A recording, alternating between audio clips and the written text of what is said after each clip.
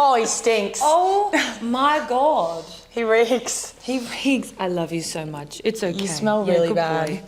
He smells really He smells bad. so bad. Mahalo, everyone. Welcome. What's up? I'm traveling. I'm in Perth at the moment watching Anneli, visiting home. There's a break back home or back in Hungary. And I just figured while I'm here, let's yap.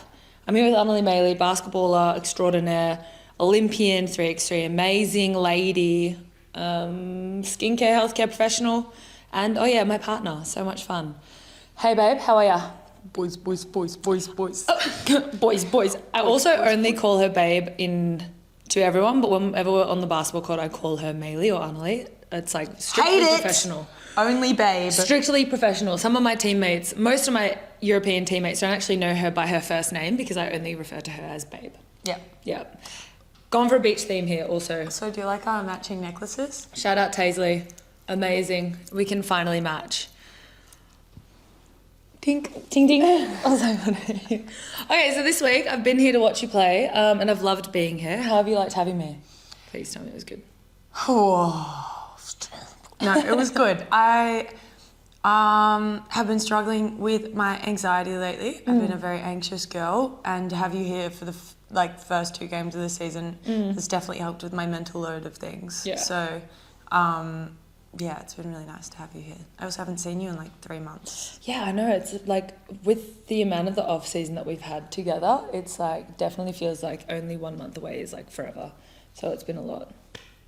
We also have matching tattoos, everyone, if you didn't already know, but they're right here. We got the rings. We've also got matching koi fish from when we qualified in Japan and then had a really cool holiday. Loki's just trying to get cozy. Loki's a baby.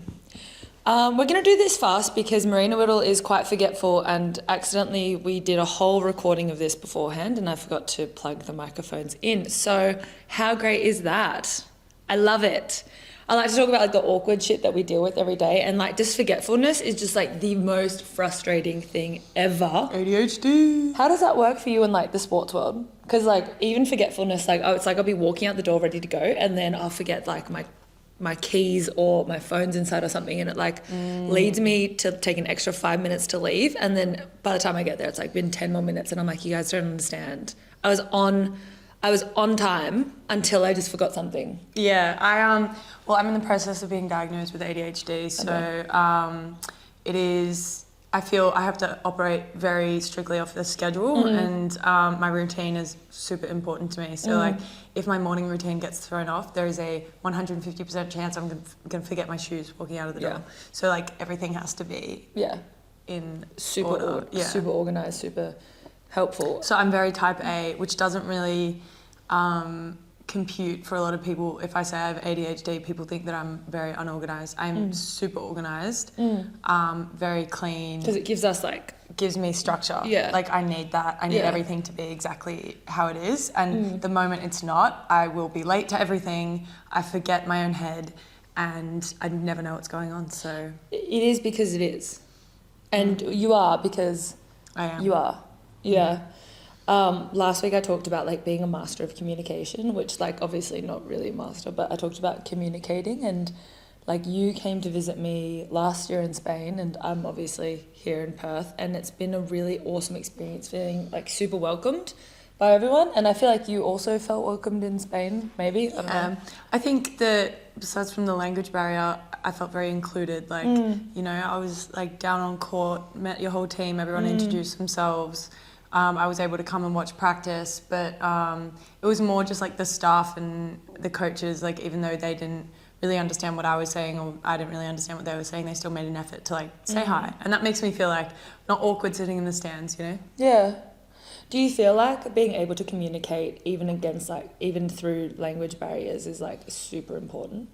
To the point where it's language barriers or misunderstandings, or even if there is English speakers, even just with your own teammates and stuff, being able to manage that is really important. Yeah, I think, for the most part, the one thing that surpasses any sort of language barrier is just making someone feel like they're wanted in that space. Yeah. So I don't have to understand what a coach is saying to me. If they're come down onto the court, this is everyone. They can just put their arm around me and just go like this. You know, that surpasses any sort of like language barrier, is making someone feel welcome, just making them feel wanted in a space. Like, or even communication barrier, like not if it's a language, but if we're just like not reading, and like you and I have this even in our day to day, it's like if we're not on the same page, it's like as long as you know that we're trying to work towards something, like even like Australian teammates, like if we're having a miscommunication, it's fine because we know that we want to solve it, like solve the problem. Yeah. Yeah. No, I agree.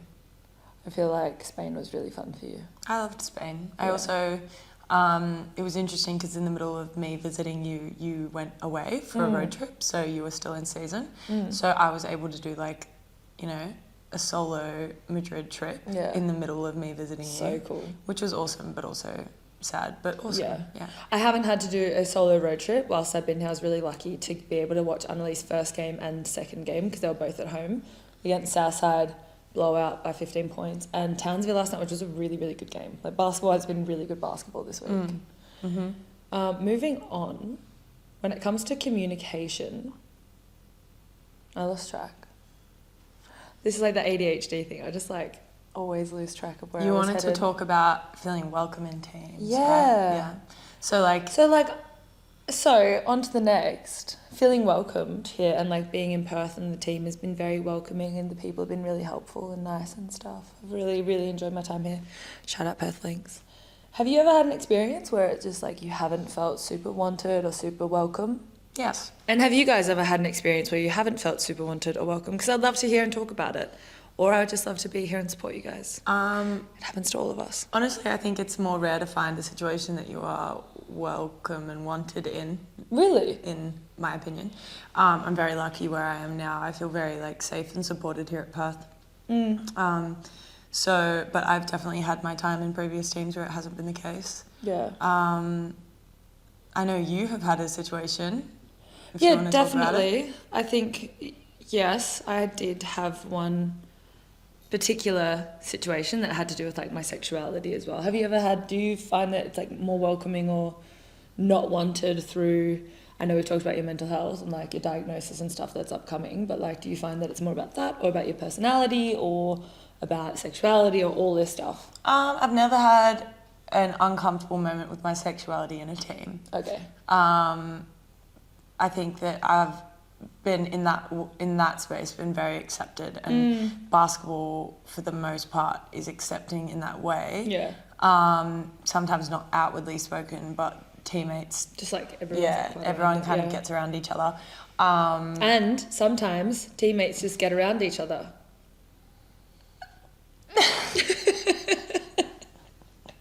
Going to the Olympics together with my fiance, I can say that. Who's that? Who?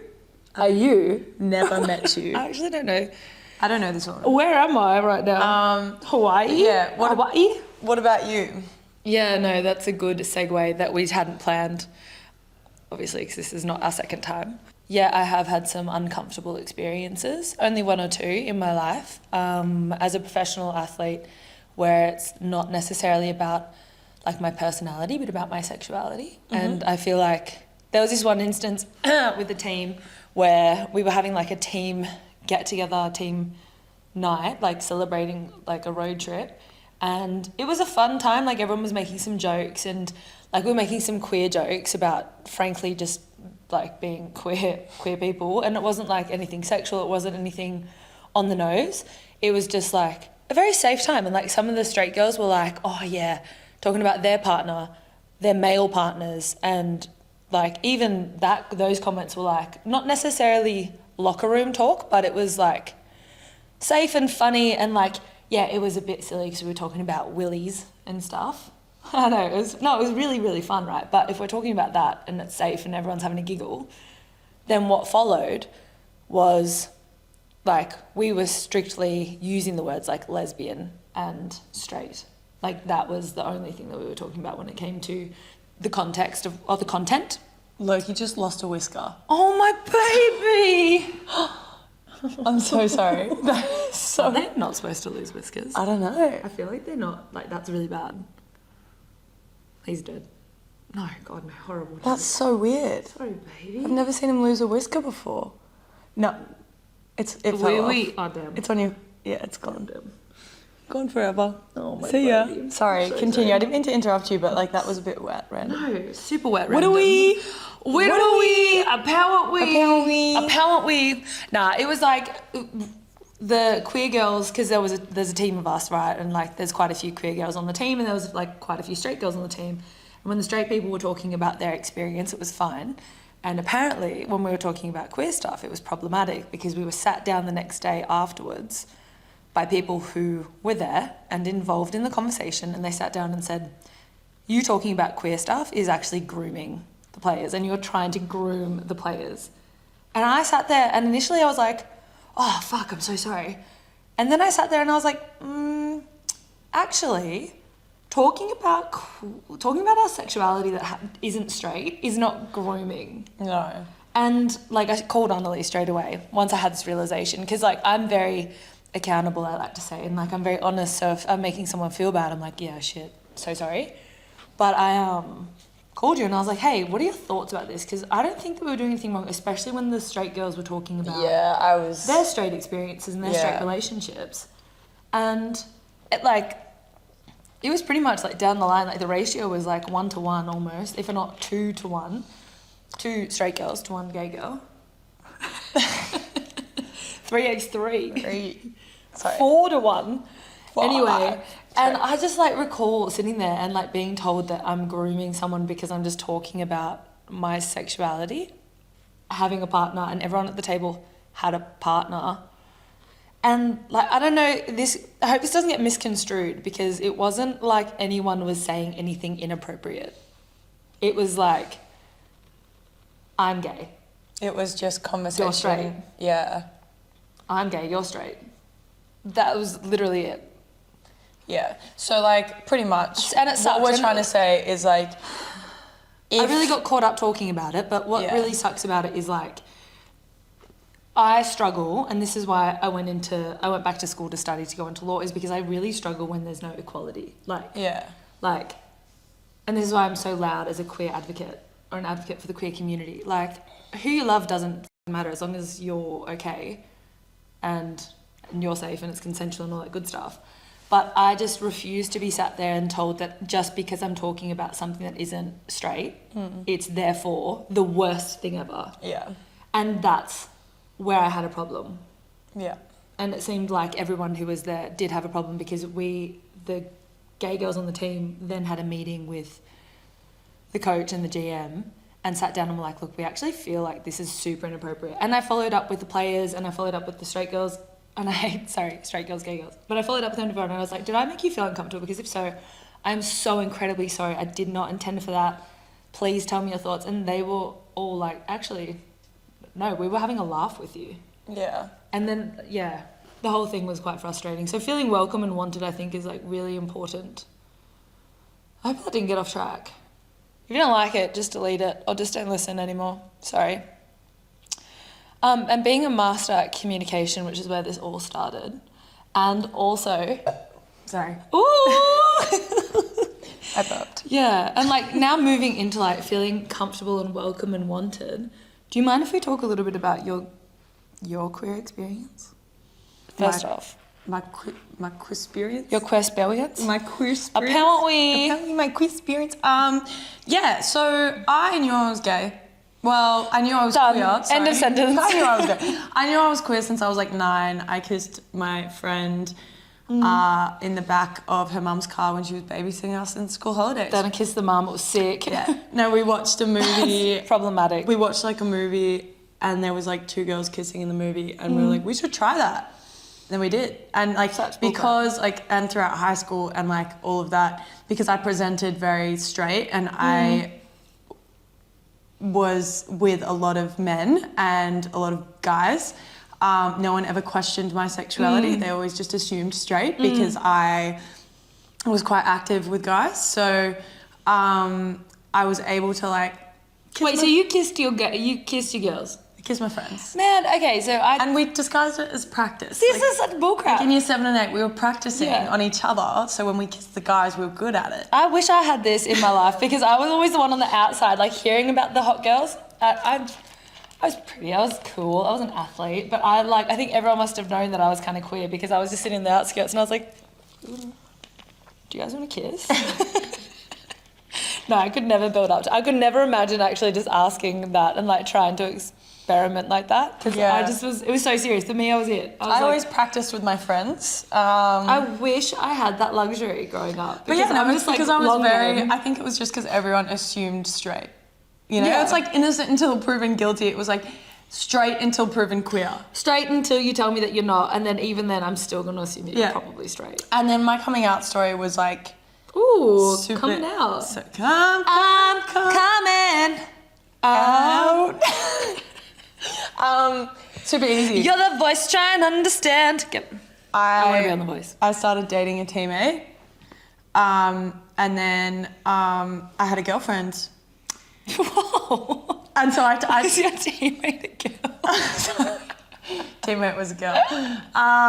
Shut up. And then How old are you? It's okay. So coming out story. So you started kissing your friends since you were 9 years old. Yeah. And you just continued that. That is a fucking luxury, I feel. Like I wish I had that capacity when I was that old. I was like obsessed with, I needed to be best friends with the girls on my team or the really pretty girls at school, and I would be their best friend and I'd be like, long game, we're going to get married. Sometimes she loves me and then maybe we'll kiss on our wedding. Marena and I have never kissed. It wasn't like I'm just going to go, who are you?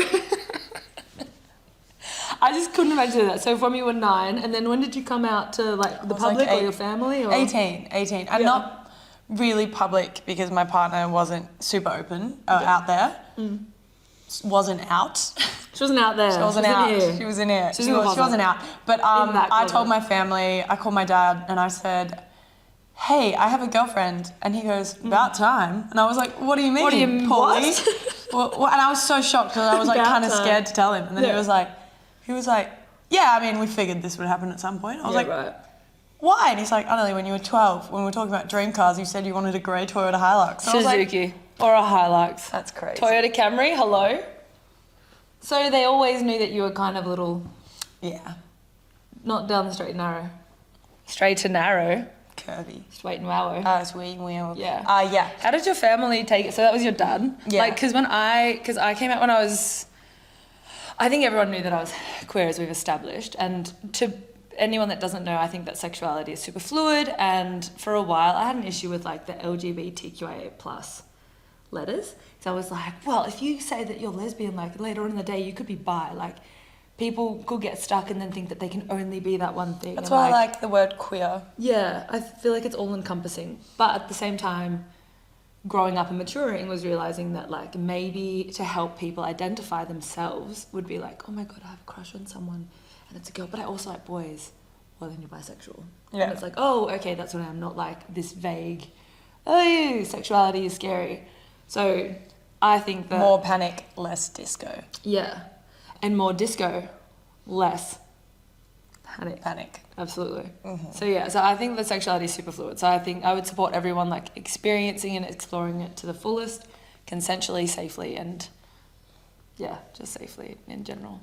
But so I came out when I was like 14 to my family and friends, to my siblings, and then I came out to my mum when I was 18. How did your mum take it? Because I feel like women taking girls coming out is different. Mum thought it was like a phase. Now she's obviously very supportive. Yeah, we're homies. Yeah.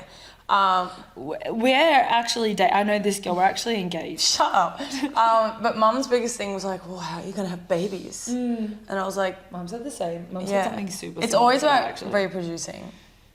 Babies? But you're gay. They're called gabies. And everyone, like most people do use IVF, or like IVF is a very common experience for people during their pregnancy journey. So it's not necessarily just the queer community. The straight community also relies on the IVF process. The community. Apparently. Yeah. So your mum thought that it was like... She was like, well, how do you have babies? Yeah. But she's like, she got over that pretty fast. I'm also pretty strong-willed. So... Get out of town. She didn't really have a choice. Yeah. It was like, all right, well, either accept me or don't. And she's cool. Yeah, she's a homie. She's a dog. Knuckles. Yeah. Knuckles blood. I don't know. Moving on. What's next? No, that's really cool. Like, I appreciate that. Like, I realize that, like, I feel like older generations, because of what they experienced or what they witnessed growing up, then they've just got, like, this whole bias against or towards things, and unfortunately that's, like, the queer community. But, moving on, hey, if you guys have any experiences that you want to share, or if you just feel like you need to, like, talk to someone, please send through your stories, or even just hit me up on Instagram or DM, and I'm happy to chat to you guys. It is a very beautiful world out there, but unfortunately it takes us a little bit to find that. And if you're stuck in the shadows, please come forward. I am here. Please lean on me. And I want to say please lean on Anneli too. She's pretty cool like that. I'm right. Not that I've ever met this person before in my life. She seems okay on my couch. Never met you. Do not reach out to me if you have anything negative to say about me. I don't take negativity. No negativity over here. Don't take it. No. If you don't like me, I don't want to know. Don't reach out to Anneli. Just, I'm here if you need. Loki's here if you need also. We talked about moving on. Whilst I've been away, people have been like, how have you been connected and how have you like stayed grounded over there? But just so we can cut this a bit shorter, in relationship to our connection, what are some things that you found have worked for us? We're doing a book club, so we read books at the same time and then we come together and talk about it. I really like that because it's something that like I could be sitting on the beach reading a book, like we're not on FaceTime, we're not communicating, but I can text you about a chapter that I'm reading or we can connect over something that's not sport, lifestyle, whatever. It's just something completely different and we're reading different types of books. I'm a big reader. Marina's helping me expand my reading horizons. She only reads fantasy and I want to get her into drama. Please send through your suggestions. Do you do that stuff with your friends as well? Because I'm finding that being away, I am... Book club? Yeah, like I tried to do a book club with Queen and Jenny. The book is right there. I need to send it to Jenny and... I should read it. No, you'll... Anyway. Jenny, I love you. I did not love that book. Oh. Yeah. Anyway, so yeah, the book club, we watch TV series and then talk about it. Something that we haven't been doing a lot of, but we should be doing more of is sending each other music and things like that. Yeah, just like different forms of connection that isn't like talking on the phone. Yeah, I feel like that's like gift giving as well, like acts of service, gifts, quality time, like love language sort of stuff. Like whether it's to you and I, like during our intimate relationship, or like to your friends and stuff, I feel like that's also really cool. Yeah. If you could give like one trick, because I'm where I'm at in the world, obviously in Hungary, but I'm trying to like do more yoga and do more like gratitude stuff every day. So I'm like writing my journal and I'm like, what am I looking forward to? What am I really thankful for? And that's kind of helps me keep like an open mind and really positive outlook. What are some things, or what's 2 things that you've been doing lately that's like really helped that for you? Self-care. I'm big on self-care. So we love it. Skincare, like hygiene and doing my own nails and beauty stuff. Can we get an ASMR of the nails actually? I've been doing my own gel nails, like acrylics and I'm big on like DIY beauty, so like my own like hair, skin, nails, like taking care of myself on the outside sometimes helps me feel like I'm doing something for myself on the inside. Especially when I'm super anxious. And then the other thing I've been doing lots more of is reading. Yeah. So those are my 2 kind of life hacks for when I'm getting overwhelmed, is the self-care and the reading. So cool. I feel like it's so important as well, having Loki and like being able to go outside and go for walks. Like I'm trying to adopt a cat right now because she's like a stray. And I really hope that she's going to survive these 7 days that I've been away, because I was like conditioning her to like be fed at nighttime. Yeah. But like and before I left at 2 a.m. and I came home at 2 a.m. because we had a game, and she was still outside in the freezing cold in a little ball, like waiting to be fed, the poor thing. So I think that like being able to go for walks and being outside is also really great. Yeah. But if you have any cool things that you're doing, any gratitude that you're trying to push out into the world or even trying to reflect, please let me know, because I would suggest like journaling is great. Even just like what's 2 things that I'm grateful for today and what's 2 things that I'm looking forward to tomorrow, or even looking forward to this week. I find that that's like really, really helpful and just like a way to focus on the positives, because it's so easy to focus on the negatives and it's really kind of crap. And then also like if you're having awkward experiences, like currently our dog is fighting up an entire stinky storm. And it's just, I don't know how to fix his stinky butt. No, guys, he's perfect. No, he's the stinkiest boy that ever lived, and I just want to figure out how the frick to fix it. Everything about him Stinky is boy. perfect. Please don't Shush. talk about the stinky boy. He's perfect. Don't say anything bad about him. Anyway, if you guys have enjoyed today's session, thank you so much. Please send through any questions or stories that you want to share with me. Again, please lean on my shoulder. It is a tough world out there, but you don't have to do it alone. I love you. I love all of you. Thank you so much, Anneli, for having me in Perth, and thanks for being here. We're going to go take care of our stinky boy that's trying to eat flies. It's not stinky. Always stinky boys. Thanks, guys. Bye.